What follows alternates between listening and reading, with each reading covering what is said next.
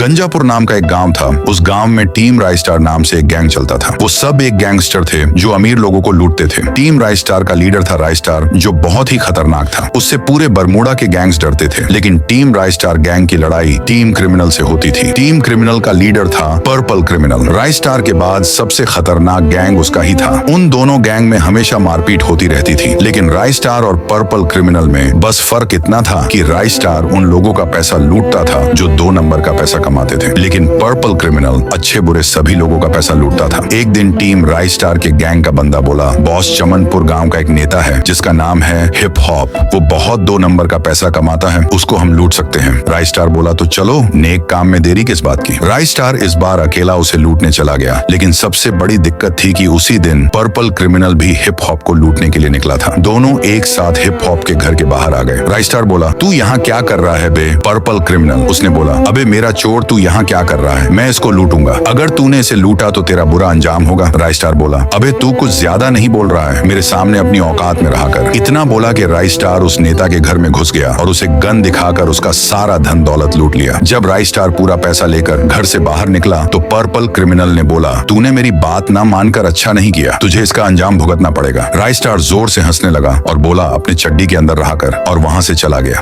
Purple criminal ने सोच लिया कि अब इससे बदला लेना ही पड़ेगा। अगले दिन राइस्टार की गैंग की नदी किनारे उसके ही आदमी की लाश दिखी। राइस्टार जोर से बोला, किसने ये हरकत की है उसको मैं छोड़ूंगा नहीं। टीम राइस्टार उस खूनी को खोजने लगी। तभी अचानक से नदी किनारे फिर से लाश मिली। धीरे धीरे करके 10 दिन के अंदर राइस्टार का पूरा गैंग खत्म हो गया। राइस्टार को समझ में नहीं आ रहा था कि ये सब कर कौन रहा है। तभी वहाँ पर्पल क्रिमिनल आया और बोला, क्या हुआ राइस्टार, कुछ बोल क्यों नहीं रहे हो? मैंने ही तुम्हारे सारे आदमियों को मरवाया था। मैंने बोला था कि मुझसे पंगा मत ले, लेकिन तू नहीं माना। राइस्टार ने बोला, अबे सूखे टट्टी, मुझे किसी गैंग की जरूरत नहीं, मैं अकेला ही तुम जैसा 50 पे भारी हूँ। पर्पल क्रिमिनल बोला, मैं तुझे पहले ही वार्निंग दे रहा हूँ, आज रात तक तेरा भी खेल खत्म हो जाएगा, इसलिए जितना हो सके उतना चुप कर रहा हूँ। अब पूरे बरमूडा पे सिर्फ मेरा दबदबा चलेगा। अब आगे क्या होगा इस गैंग वॉर में, किसकी जीत होगी, जानने के लिए सब्सक्राइब करके कमेंट में लिखो पार्ट 2।